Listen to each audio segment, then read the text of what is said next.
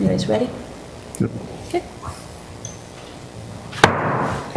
Call to order the council workshop for February 23rd, 2026 at 6:01 p.m. In attendance, we have 3 members of our city staff, Brooklyn, Tim, and Lori Zemer. And for council, we have Councilor Fulton attending via Zoom, Councilor Momberg, Councilor Gelada, Councilor Martin, and myself, Mayor Hodges, and 2 members of the public in attendance. City Manager? Yes. Before you once again is the proposed TPAC revision that we are looking to put forward, and also we're going to discuss briefly amending Chapter 3.10, which is the transient occupancy tax. And I was talking to the mayor earlier. Primarily, our reason for doing that is to kind of be consistent, because we have transient lodging taxes, transient occupancy taxes. We just didn't want the public to be confused as to which one is which or if they're different, but they are one and the same. I'm not sure when the state changed it from occupancy to lodging, but I don't think it was too long ago.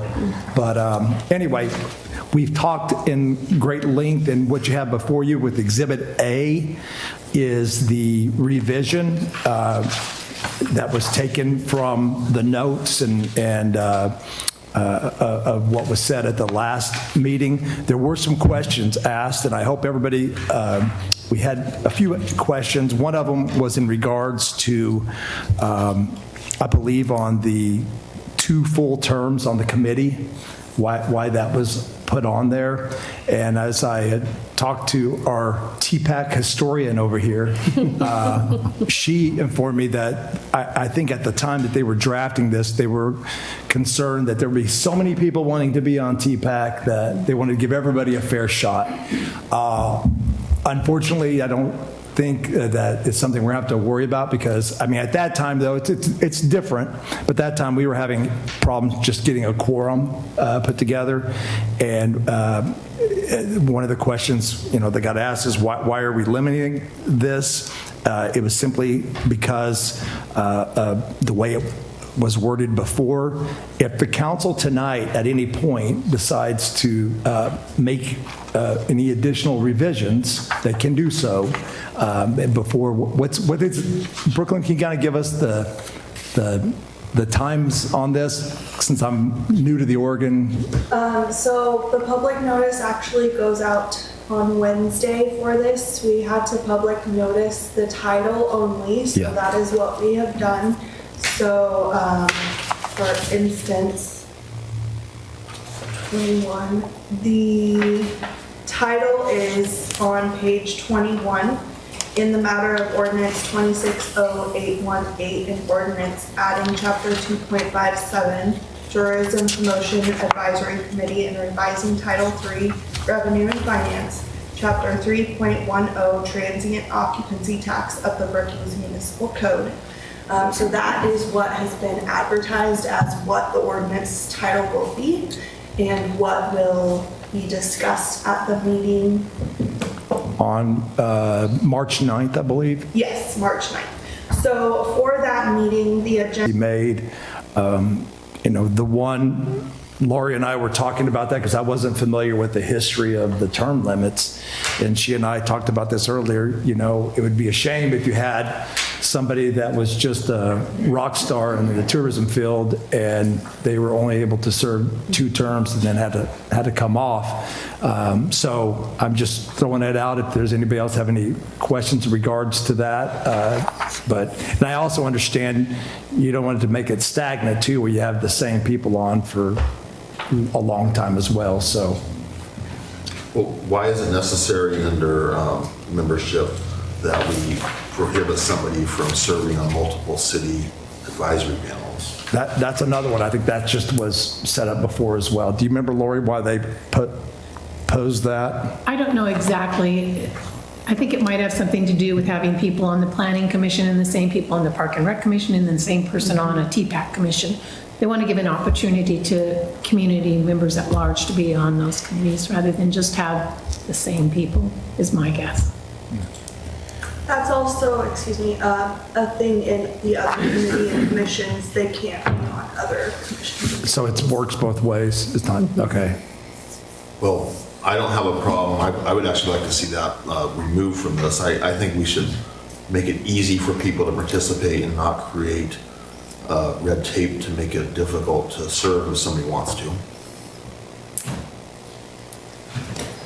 I understand that as well. I do see benefit in getting a multitude of voices and allowing as many as possible in our community to serve, and not having one person that ends up on every different committee. So I myself don't have any problem with that language.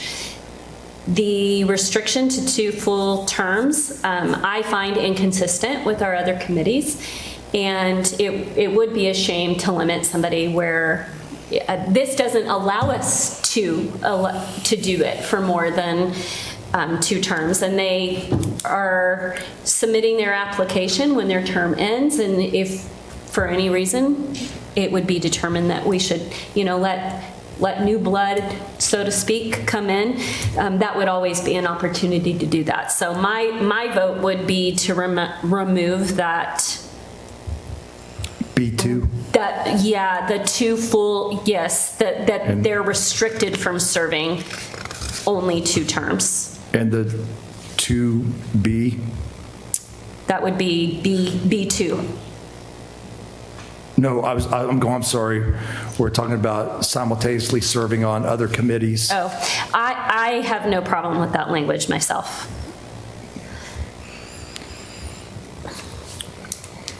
Again, I think we need to allow as much participation as we can, and if we might have somebody who's very qualified, and in fact, I know of an example of somebody currently on the planning commission that used to be on TPAC, and what if this person wanted to serve on TPAC again? I don't think we need to find some small print that says, oh, you can't do that. I think in the best interest of our community, we don't have to appoint that person to it, but we need to allow for as broad of a net to people that can participate. And I will say, serving other communities, that's kind of an unusual thing to have a restriction where, especially in a community this size where, it's not like, we have less than 7,000 people. So you might have people that want to, fully support being on the planning commission and as well as on TPAC. So it's not unusual to have that. I think where, if anything, if there's a conflict of interest, it's going to be up to that individual and the committee to keep that in check if there's something, with planning, if they were on the planning commission and this one. So I don't see it as a big issue myself. And there's always an appointment process. We can Yes. handle this instead of having verbiage in here that restricts the person that does not have a conflict of interest.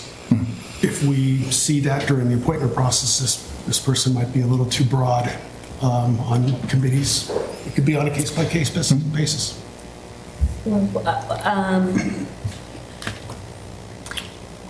I know before we talked about the possibilities of saying, maybe not restricting it, but saying with a preference not to be in more than one. Or preference giving to people who are not already serving on a committee, maybe? Just a thought. I don't have a problem getting rid of 2B. I think as long as there's not a conflict of interest, then we could vet any conflicts of interest Yes. on a case-by-case basis as we get the applications. Yep.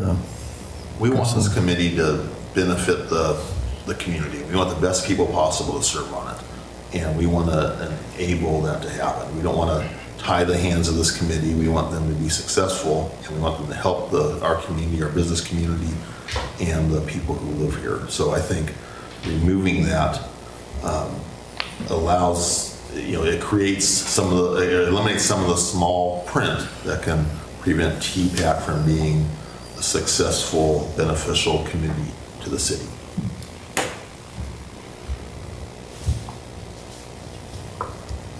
I think getting rid of B2 also makes sense to me. If that's not consistent with any of the other committees that we have going, why would we limit 2 terms to, just seems arbitrary. Yeah, I think when I first saw that, that is kind of unusual. I've worked for cities where there's term limits on council members, but I've never seen ones on committee members, so. And since this is an open workshop, I want to get Lori's take on this. She's been around a long time. She knows what the last TPAC situation was and where it fell short. And so, like, my whole thing with this is I don't mind bringing TPAC back. I think it's a great idea as long as we don't make the same mistake twice. And anyway, so I just want to hear from Lori. Do you think that some of these changes that we've made are adequate to help us to keep from, falling in the same pitfalls we did last time? Yeah, I think so. I don't think we need to limit the terms. If you got somebody good on there, and they want to participate, then they should be able to keep doing so. And as far as going over from different committees to another one, if they're that committed and they're that good, then yes. And like you say, we could always field them out if they are overextended and not doing, and doing something that somebody else could potentially do a better job at if we find someone else. It's always hopeful. We're always hopeful that we're going to get those people that are really interested and are gangbusters and wanting to put a lot of time and effort into these committees. And I'm hoping TPAC rebooted is going to do that. Do you think the other language in here kind of addresses some of the issues that we had previously? It might put some guardrails up to keep some of those other things from occurring again, or? Yeah, I think so. I think that they're pretty much the same as before. We didn't really have many problems. It was just lack of participation on some of the commissioner or committee members' part on various issues. But I don't think anything else is particularly worrisome that might stop the committee from being successful. And Go ahead. Last question on this, and I know that there was maybe some concern that previous TPAC maybe didn't have the best, I don't know how to say that. I don't know how to say it in front of everyone on a microphone. But I guess my question is, the Tourism Advisory Committee, the TPAC, are they, the council's still the final say in how funds are spent to ensure that they're spent in accordance with rules, regulations, values, right? Is that an accurate statement? They'll have to follow the procurement policy, and this body will have the role of establishing a budget as well as some oversight. Okay, so there's some oversight, I guess. Yeah, that's a shorter way of saying what I was trying But to as say. Thank you. Councilor Martin said, we don't want to make it cumbersome Right. at all. We want, if there is a situation where we can, something arises within the TPAC and it needs to be expedited fairly quickly, we want to be able to ensure that those processes are in place. But yeah, by no means. But there has to be some checks and balances. I think, like I said, some of the concerns from years ago, and I don't want to harp on it, but we may have had a few issues, maybe conflict of interest issues that probably popped up that we should have probably, at the time addressed, but for whatever reason, they weren't viewed as something substantial, and it wasn't that big of a deal. But again, we're not looking to scrub every little thing down to where it creates, just like Councilor Martin says, a bunch of red tape where they can't get anything done. We don't want to do that at all. We want to make sure that they're successful because tourism, as we all know, is a big industry for us here. I mean, just like our timber industry and the other things that are going on here, we want to make sure that the folks that come visit our community and vacation here have a great time, and and be able to attract, new visitors that may not, have been here before. So, in fact, I was just talking to a city manager buddy of mine, and he's going to come up in the next week or two because he's always gone up to, like, I guess, Eugene and straight over. And so he's only been mid and north. And I said, you need to come down to the south side. So previously, when TPAC was operational, was staff involved in the same capacity that they will be this time? They were kind of there, planned the minutes, communicated as a liaison between the committee and council? I believe that's Is that going to be right? the same Yes. as last time. Yes. Yeah, I wasn't sure if it's my understanding that's how it's operating this time. I wasn't sure if it functioned that way last time also. It did. Okay. So basically, the TPAC comes up with the idea, that staff member takes and puts it in a car, it goes to council, council gets to review it. Okay. Thanks, Steve. And I thought I saw language in here that actually stated they are authorized to spend no money. There was some verbiage in there like that, wasn't there? Well, They can only propose. well, yeah, I mean, it's like anything else. This body has the final say, but yeah, and because So, did you find the language? well, it just talks about the city manager designee transmitting recommendations from the committee to the council. Yes. Basically just outlines that process of, Yes. as the entity that has fiduciary responsibilities, the council has the final say. Absolutely. So it's similar to the Parks and Recreation Commission. Yeah. A few years ago, the Parks and Recreation Commission went through a plan to change the tennis courts to the pickleball courts, or a playground redesign. And they aren't just going to hire a contractor and start work on it. The staff presents to the city council. You say, yep, that looks like a great idea, and provide the funding for it. Councilor Fulton? I was going to just add, it is our responsibility as councilors to review their agendas and the decisions that they're making, and then it's brought to us, so we would have that information of what they were discussing and doing before we get to make the decisions. So I'm good with that. Yeah, and staff wants to ensure that everything's done in a timely manner, and if we have some issues within the TPAC itself as far as quorums and other things, address.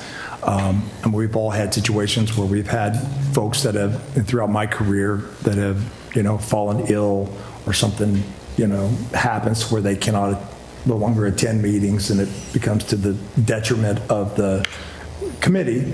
We just want to make sure that those issues are addressed, and it's not, because there's nothing more frustrating than having, as somebody who has sat on probably hundreds of committees throughout my career, more frustrating than not being able to pull up a quorum when you got some important stuff to talk about. So we want to ensure that that's not going to be an issue.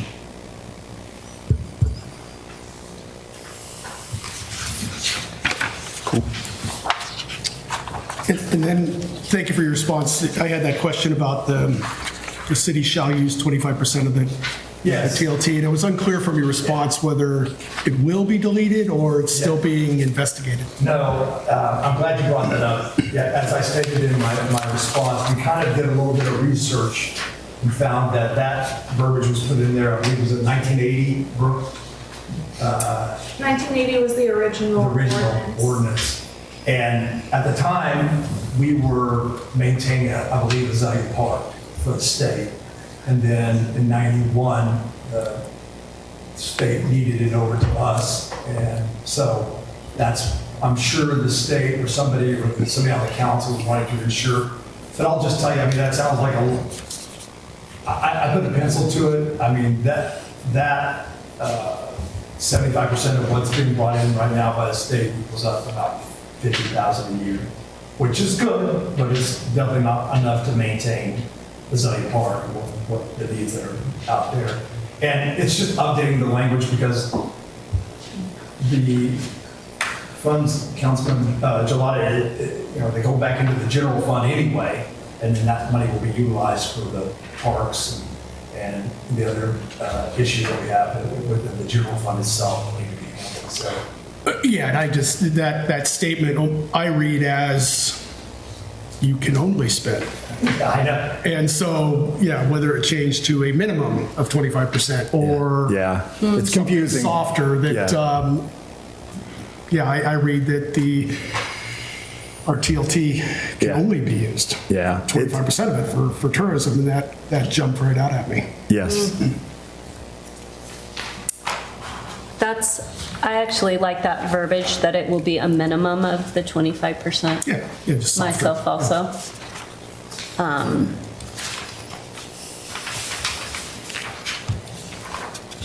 That's on That's right, it's the last page. 33. Yeah, that 310-150A. Yeah, the city shall use 25%, so it could be changed to a minimum of 25%. What do you think? I would delete it. I would delete the sentence. I don't know its purpose anymore of why have a restriction? Why Well, state law at that time. at that time? Yes, required, and we're grandfathered But we're in. grandfathered in. Oh, I So see. that's why it's in there, but we can change it to where it says shall use a minimum of 25%? Okay. Is that, okay. I mean, I think it's implied anyways, but Yeah. that makes it clear. Yeah, there might be some awesome project that comes up that we really want to advocate for and throw money at, and so I think it's better to put a minimum there. Okay. Are you talking about on page 33? Yeah. Yes. On the 3.10150. A, Yeah. yeah. Just add the words a minimum 25%. I had a follow-up question to the city manager just about, as I read through this, it appeared to me that it was older, and that's been confirmed that this hasn't been updated in a while. And I saw a few, like the word he referring to an agent. And so I think we should go ahead and update We that. can put that to- as they or. Yeah, they or his, her, whatever it would Or his, her, be. yeah. And then maybe to clear up the word hotel where it, Hotel motel / or, so like in the very beginning of this, on page 26, we've added in the single-family residence, so short-term rental, SRT. It also says mobile home, trailer park, tent, trailer. So there's many other things there than just a hotel room. So I don't know what the right verbiage would be there to change from hotel that's in the rest of that, but something that identifies any room, maybe Lodging establishment. Yeah. something that would change that word so that we're clear and keep consistent language throughout it. Doesn't it say any room right ahead of that, doesn't it? Any room or rooms in a, and then it gives the details of that: hotel, single-family resident, space, mobile home. So, but then like look at letter H, for the occupancy of a space in a hotel. So throughout the rest of the document, it says hotel, hotel, hotel, Oh, gotcha. instead of just room. Right. Okay. I think we could clarify that, so Okay. But it does define the word hotel in A above. That maybe that could be broader. it says room in a hotel or single-family residence, space in a motel. So it doesn't say that it's defining hotel as these other things. It's just giving different examples of where a room might be It says located, right? occupancy. No, it's A above. On A. It's the first one at the top of Oh, the page. got it. And Means any maybe that could be structure broader, or- that says, I mean, they talk about fraternities and sororities, and, but it does not include the short-term rental. Well, yeah, so maybe the short-term rental needs to go under hotel also? I don't know. I just felt confused by it, but then there is the defined word hotel. Yeah. I see that now. I don't know what else you'd use.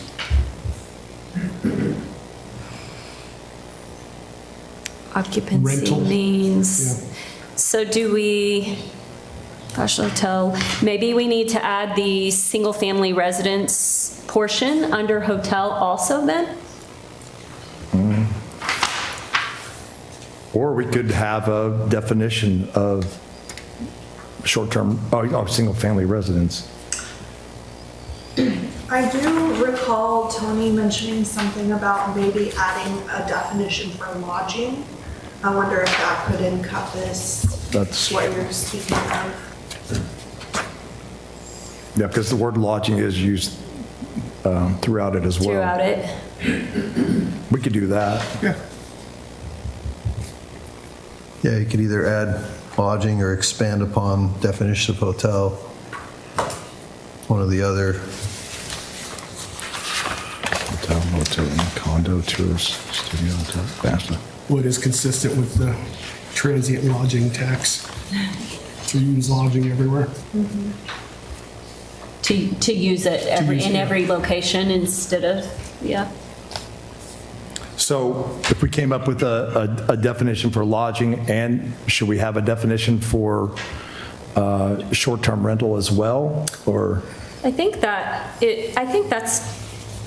it's not a separate definition, but it labels it as single-family residence Registered registered. as a short-term rental. I mean- Although now that I say that, single-family residents, aren't there, do we have any multiple family residence, single units? So in other words, a condo? Yeah.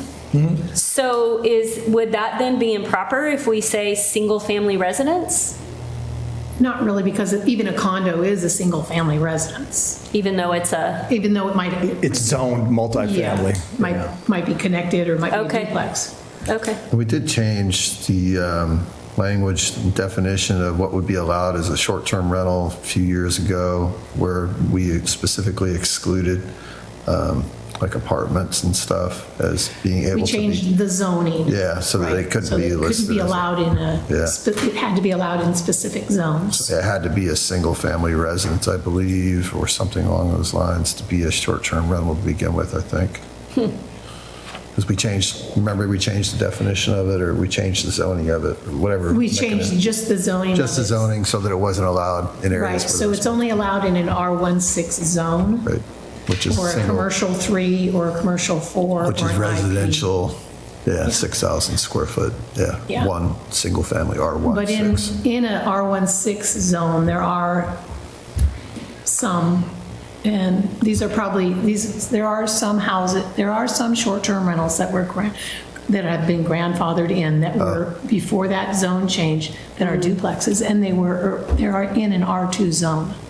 So they are So actually. there's still a couple out there that are still kind of grandfathered in. Yeah, they would be grandfathered in at that point. Okay. Because they were already in operation before that code changed. Exactly. Right. So let me just make sure we get our list here. We're going to change the his throughout, or he to he, she, his, her. Is that okay? Yeah, Or- or they. whatever just would be Okay. more general. Okay. And then put in a definition for lodging. Okay. And do we want a definition for short-term rental? Is the ordinance for short-term rentals, does it have the definition in it right now? I do not know. Okay.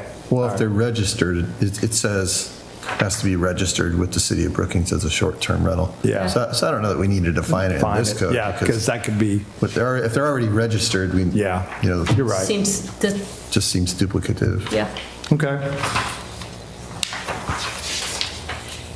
The other option you guys were discussing was expanding upon the hotel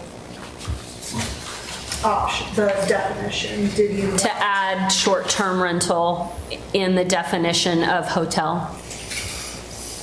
I mean, I think, I don't know if that would, It's either that or you got to get rid of the hotel reference everywhere. I think that clarifies it if we add that.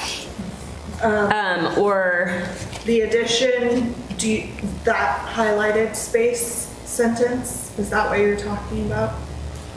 You want that in there, but you also want it in yeah, A? so see how in C, under occupancy, it also labels space of mobile home, trailer park, and it does above also in hotel, Yeah. but it doesn't have the single-family okay. short-term rental. Okay, I You see what I'm saying? There's parentheses under A, says including recreational vehicle, tent, trailer. Is that what you're talking about to add it in there maybe?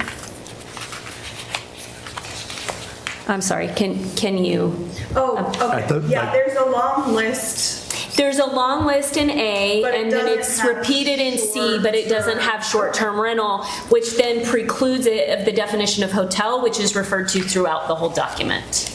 Does that make sense? Yeah. We can do that. And it might be a matter of, there's a phrase in here under hotel, tourist home or house. Maybe that should just be changed to short-term rental language. Where are you seeing that at? It's Yeah. under hotel, the third line down. It's under A, the third line tourist of home A, or house. tourist home or house. That would make sense to me. I'll change that to. Change that to SDR. the, Short-term rental, yeah, tourist home. yeah, that would same make thing. sense to me. Yep, just cross I that think out. that brings a lot of clarity. I also noticed that the word therefore doesn't have an E in it. It's a couple of times, so I think we should correct that spelling error. It's on page 32. The E is dropped twice in therefore. The British way. Was that only in the old ordinance that we're amending? Or did you find it in the new drafted ordinance as well? I think it's the old Just one. in the old one that we're amending, yeah, page 32. Yeah, in 1980, the word didn't have spell check. There was no word. Yeah. That's a word, yeah.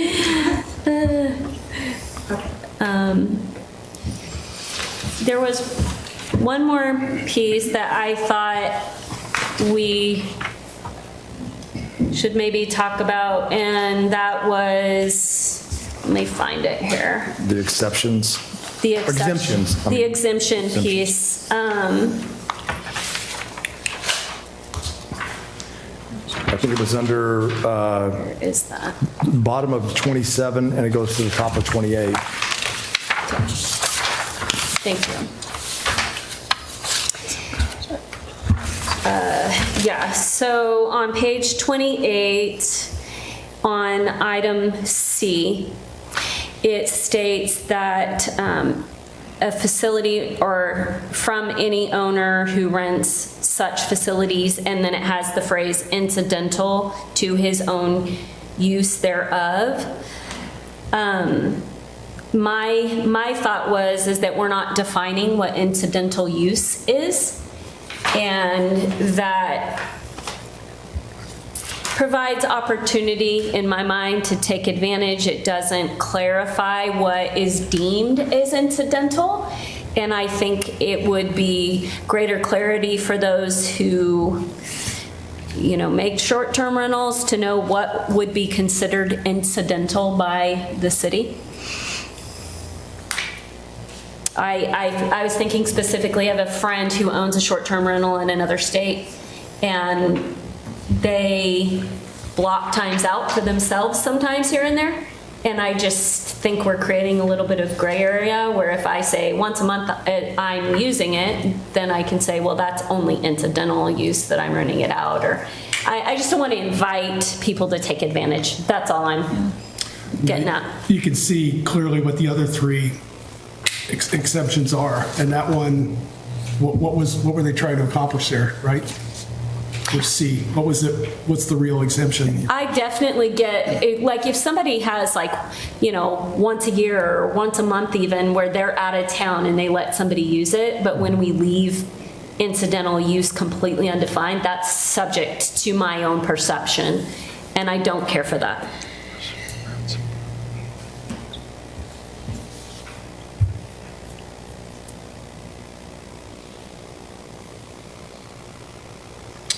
But then I could rent my home endlessly as long as I don't declare it a short-term rental without paying the transient lodging tax. Unless it's clearly defined, it's a gray area that would be an argument to, that could be an argument to make, is my point. So, Lori Cooper, are you still on? Is she still on there? Hey, Lori.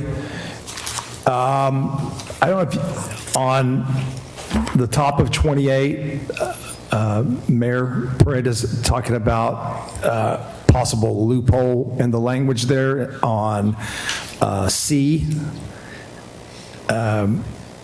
We're discussing about the incidentals to his, her own use. Oh, there's the thereof again, too. Do you have any maybe suggestions to try to possibly close that loophole Sure. from an exemption? Can you hear me? Yes, Sorry, I was muted for a second. I was talking. that's okay. I've been trying to follow along. Can you explain one more time what the loophole would be? I was looking around Sure. to figure it out. Sure. Go ahead, Mayor. So it basically states that if you're renting it out only incidentally, but it's your primary residence, that you're not subject to, it's your private home, and if you rent that out for incidental use to your primary use, that you don't have to register. And my concern is that we don't define what incidental is, leaving that wide open to subjectivity. Right. You're correct. I mean, incidental use is a classic, vague word.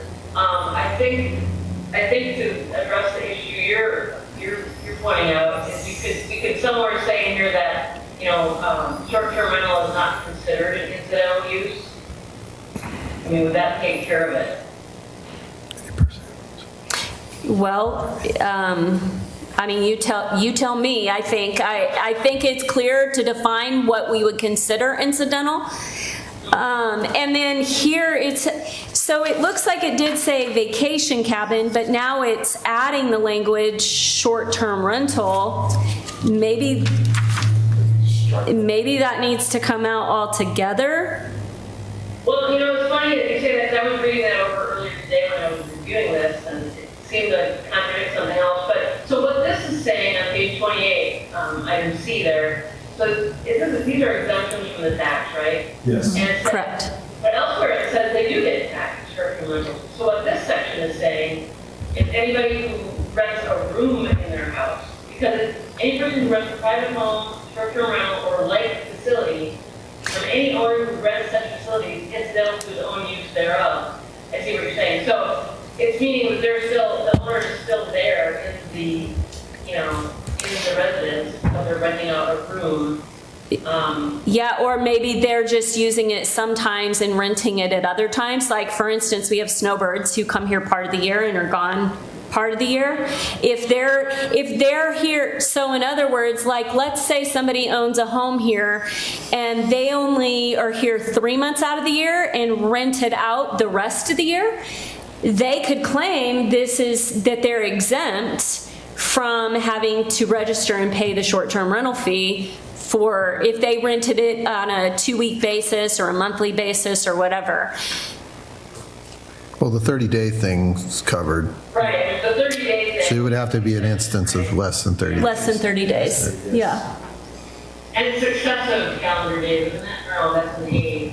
This is not a conundrum, but I know other cities have struggled with how you define these things as well. And I just have to, I think it would be best for staff to kind of try to figure out a way to, Yeah, between staff and Lori, we could probably come up with a, Like if it's a percentage of the time of use or Yeah. under X amount of, it's just something that defines that. Sure. That one piece was concerning to me, that we leave it too broad open for people to take advantage of that and to not clearly communicate to people also. Lori Zimmer, do we, I mean, you're involved with the STRs. Do we have folks that we've caught trying to work around the system in order to avoid? Most of them are aware of it, right? No, everybody who gets a conditional use permit for a short-term rental is compliant. Yeah. That we know of. It's hard to know otherwise. Most of them go through a property manager, and we've had pretty good luck with them. And It's hard to catch. Yeah, and I was telling the mayor, we do checks every so often to make sure we don't have some new ones on there that are not registered, and if they are, we make them aware of our ordinance, so. And that's great. I'm glad we have people who want and are willing to comply. But we never know who will move into our community or who from outside of our community might wish to, be able to Absolutely. make that income but not pay the city what the city is owed. Sure. For that type of situation. And that all comes about when you do get your conditional use permit. That's part of the Yeah. criteria. So even if you, like, let's say I am reviewing and deciding, and I see, oh, well, if I use it part-time and don't, then I can avoid paying this tax. I'm not saying that anybody's going to do that, but there's nefarious people out there, and I think if we can write it to communicate in a way that prevents those kind of things, then we're better off. So, and I'm certainly not wanting to hold this up. I know we've already noticed it, and Well- we want to move forward, but I think we should clarify that point. Absolutely, and between staff and our city attorney, I think we can accomplish that. Yeah.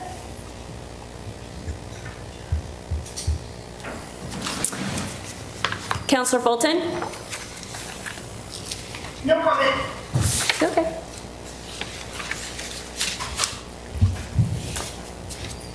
Anything else? Any more discussion or comments? Do staff feel like they have everything they need? Yes, yeah, I mean, we can go back and, of course, review all the notes and the minutes and the actual video now that we have. We can certainly do that and move forward, but it sounds like we kind of came up with a consensus on most of the language issues there, so. We've clarified what you guys need, I Sure. guess is the point. Absolutely. We're not going to hold you up. I do have one clarifying question. Okay. Would you guys feel it suffice to have incidental in the definitions portion? I do. Okay. I think if we define incidental, that's the important part. Yep. All right. Anything else?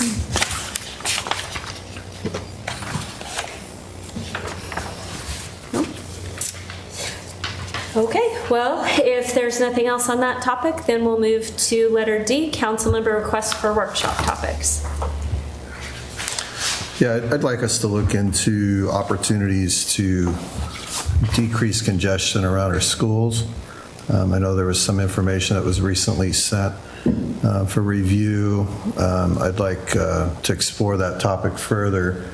I think there's opportunities for looking at potential traffic studies or looking at connection between streets that don't currently exist to improve upon safety around our schools for the kids and ease of access for our residents. So just want to look into it, maybe at a future workshop. Thank you. I'd like to bring to a future workshop an idea I have for a change to the facade improvement program. Is it appropriate that it's just a few bullet points, write it up and send it to our Yes. city manager and then it's distributed? Would that be the Yes, proper way of bringing it to? absolutely. And we are going to be, right now, my partner, Wendy, is under the weather, and but we will be going back and talking about our strategic plan as well, so. Awesome. Thank you. Counselor Martin? I don't have any. Counselor Fulton? Nope, I was just gonna say, revisit the strategic plan, so, thank you. Okay. Well, then, I guess if we're all concluded and no one else has anything further, we will adjourn at